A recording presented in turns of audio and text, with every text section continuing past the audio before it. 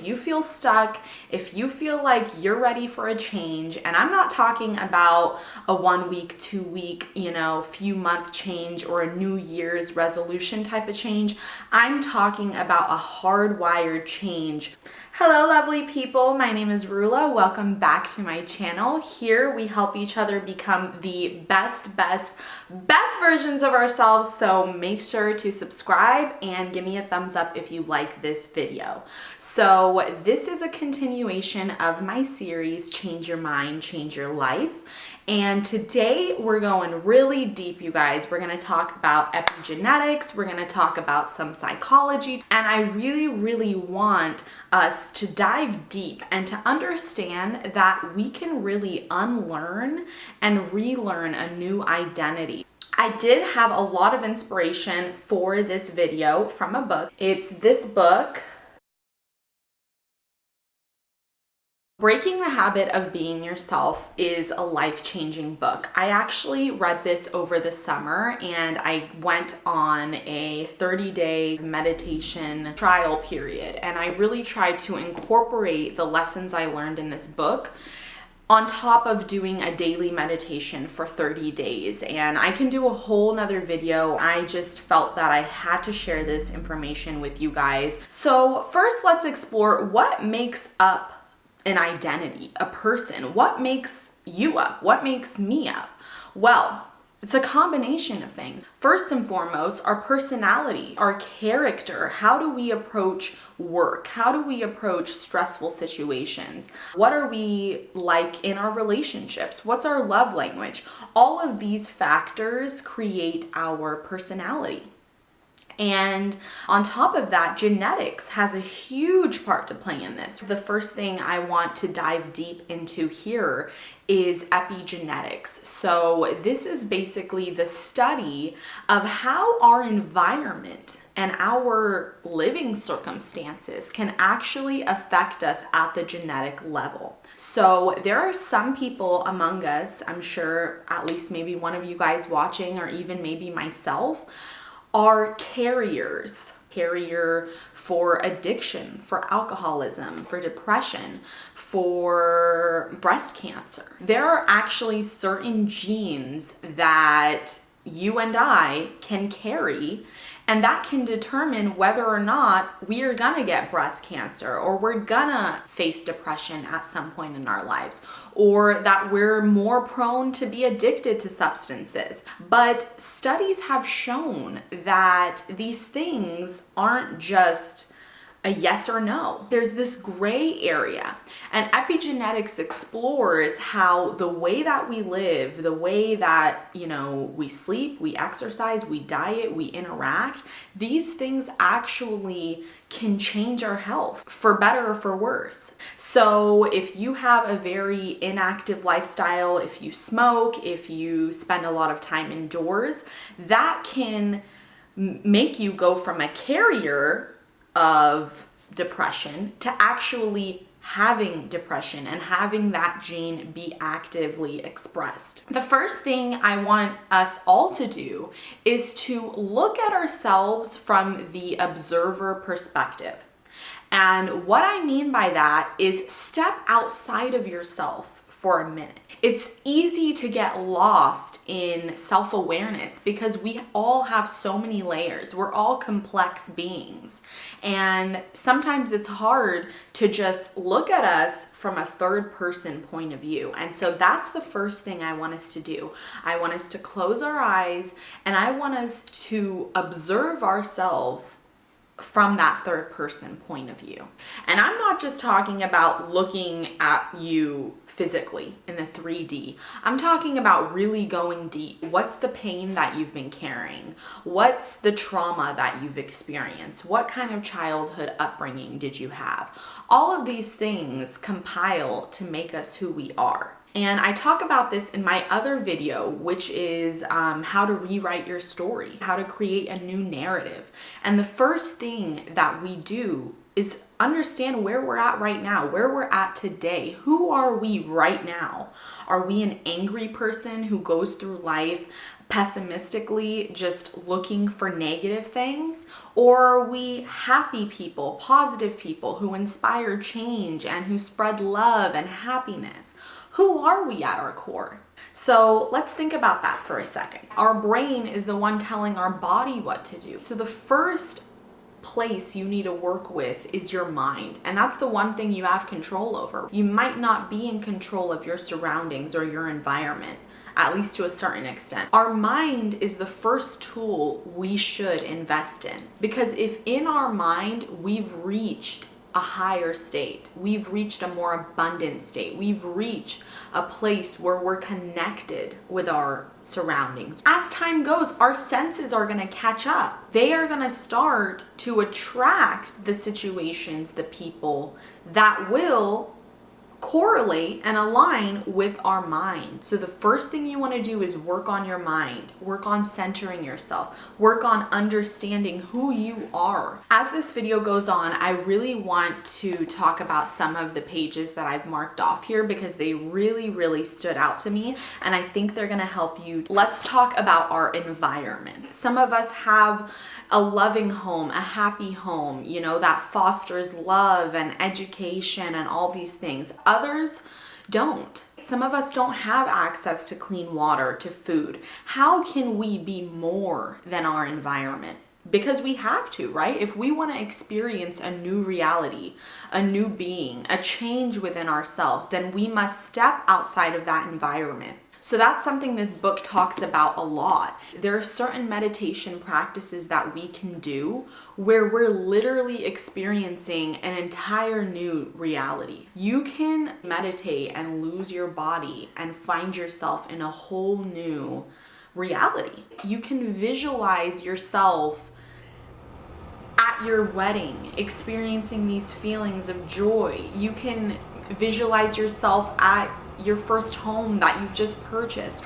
These are all things we can picture, we can see ourselves there, we can reenact this in our mind, and that alone can literally be the start, the ripple effect of you changing yourself. Because after you do that visualization and you approach the day, you approach it with a new light. You approach it with a newfound hope. And remember, this isn't going to be easy.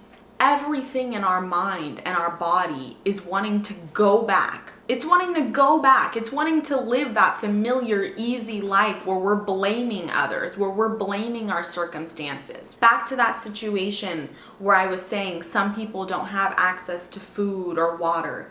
Let's say someone in that impoverished environment stepped out. Someone meditated and saw that they could experience a better life. They could experience happy, positive feelings and emotions.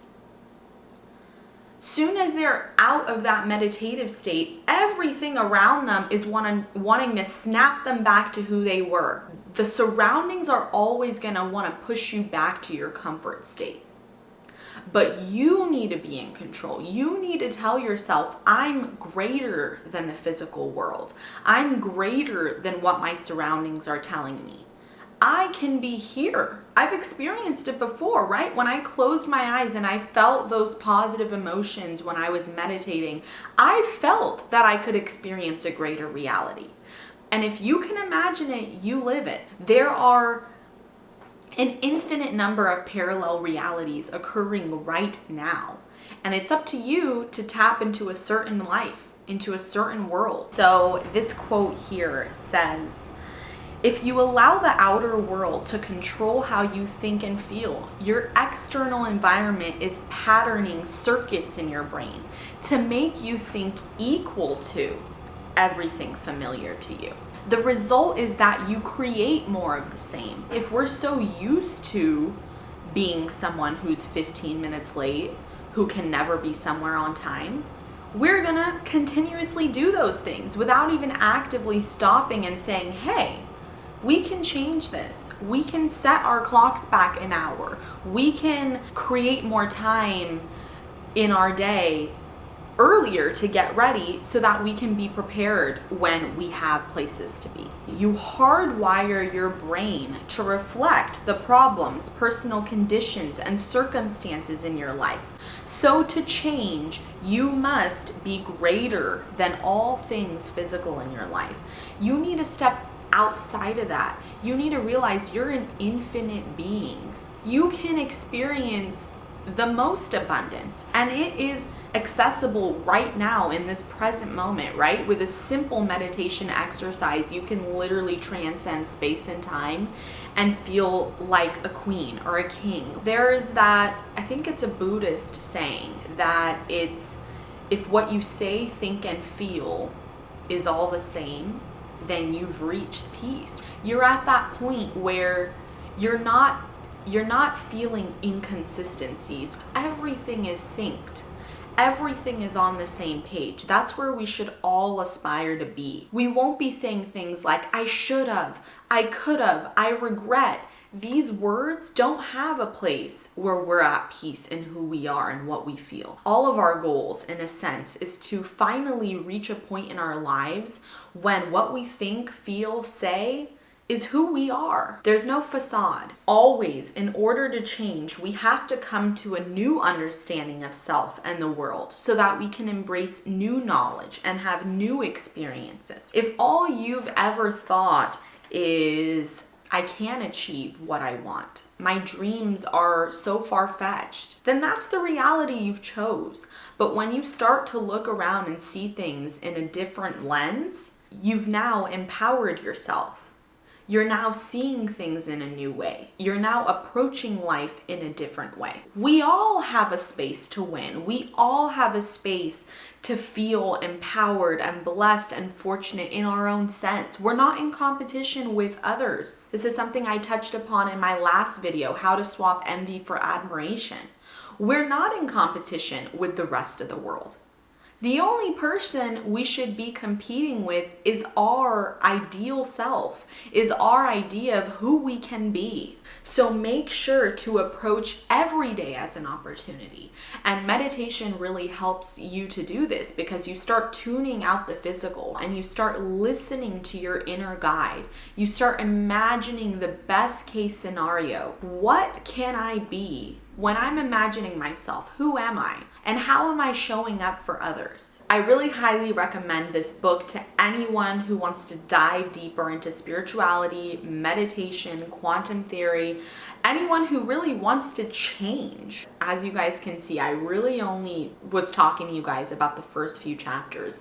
The bulk of the book is at the end, where it really goes through a methodology that you can incorporate day after day to become a different person. Now, I want to talk about psychology. So, self-awareness theory talks about how we view ourselves. Many of us view ourselves in a way in which we compare ourselves to an ideal. Cognitive dissonance occurs when there's a discrepancy there. Cognitive dissonance only exists because of self-awareness, because of the way we view ourselves, the way we define ourselves, the way we identify ourselves. Let's talk about this. So let's say I came from a very Muslim family who wears hijabs, who does the Ramadan, who's like very, very traditional. However, I grew up and I didn't wear a hijab. I didn't go to the mosque. I would have some sort of discrepancy. And what happens when cognitive dissonance occurs is we either justify our action or we retreat and we feel these negative emotions of not lining up with who we should be.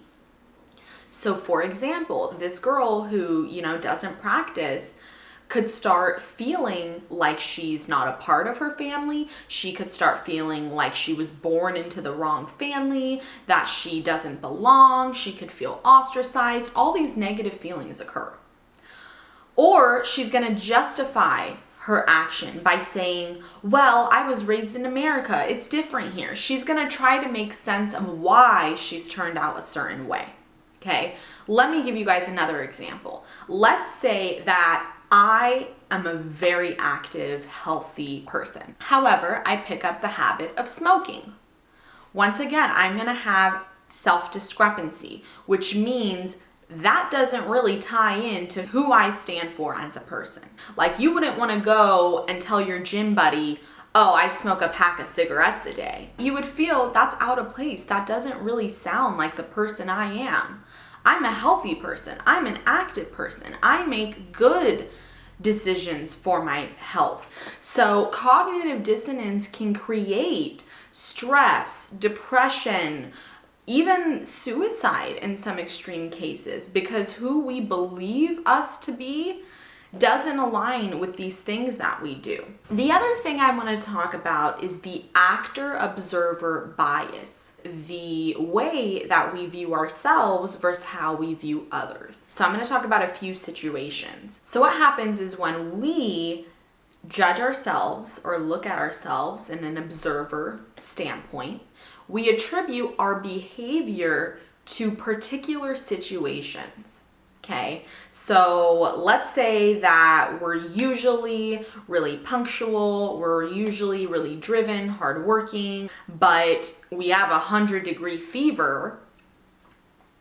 We're not going to go to work that day. We look at ourselves and we say, hey, we're usually a really hardworking, punctual person, but because I'm sick, I'm going to take this day off. Now, in turn, let's say you work with someone who's very hardworking, driven, punctual, and they don't come to work for a few days because they're sick. You are going to think to yourself, they don't value work. They're not very hardworking. You're going to attribute their behavior to their personality, even though this is just a situational case. So basically, we give ourselves the benefit of the doubt. So the problem with this is we end up overly judging and criticizing others and not judging and criticizing ourselves enough. We don't look in the mirror enough and think to ourselves, how could we improve? How could we stick to our values? But we're so quick to point it out when others aren't doing it. I don't know if you guys have heard this quote, but it says when you point the finger, there's 3 fingers pointing back at you. And all that means is think twice. Before you make a comment about someone, give other people a break and realize that we're always giving ourselves a break. It's easy for us to give ourselves a break, to say, we'll try again tomorrow. Today's not our day. I was going through it. I woke up on the wrong side of bed. We don't put ourselves to that standard that we hold others to. The biggest takeaway here, you guys, is change starts with you.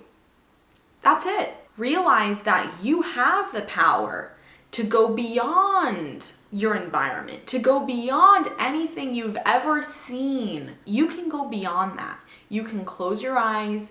You can find your happy place where you're living out the best case scenario, and you can feel those feelings as if you're there right now, as if you are experiencing that moment, and you can transcend the negativity, the hate, the criticism of right now. You can tune that all out and you can live in this space. And you can start hardwiring yourselves to look at situations differently, to feel differently about yourself, to not identify with diseases, addiction, alcoholism. Instead of being a victim, be in control. You have that power to change yourself. And it starts with you. It starts with these small daily exercises. By simply changing your mind. By changing your mind, by saying, no, today I'm not going to go out with a negative attitude. I'm not going to go out thinking I'm unworthy. From the inside out, I'm going to experience a change, and it always starts with the mind. Thank you guys so much for watching today's video. I was so excited about it. I literally woke up today and I was like, I need to share this with my audience. This book truly did change my life. I've always been into self-development, self-help. I'm sure you guys are aware of that if you guys have watched my videos before. Meditation makes a difference. thinking differently and feeling differently. Those are all steps that we can take to experience change. And it's always gonna start from within. So I hope this helped you guys. Make sure to subscribe. Leave me a comment below on your thoughts. Thank you so much for watching.